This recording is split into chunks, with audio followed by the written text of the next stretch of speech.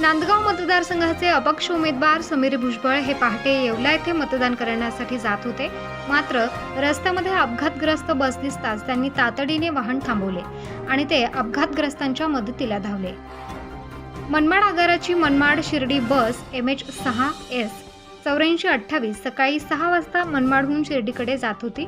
अणकाई गावाजवळ बस आली असता सकाळी 6:30 वाजेच्या सुमारास बस आणि ट्रक यांच्यात अपघात झाला. त्याचवेळी भुजबळ हे मनमाड होऊन येवला येथे मतदान करण्यासाठी जात होते. त्यांनी अपघातग्रस्त बस पाहताच आपले वाहन थांबवण्यास वाहन चालकाला सांगितले. त्यानंतर ते तातडीने अपघातग्रस्तांच्या मदतीला धावले.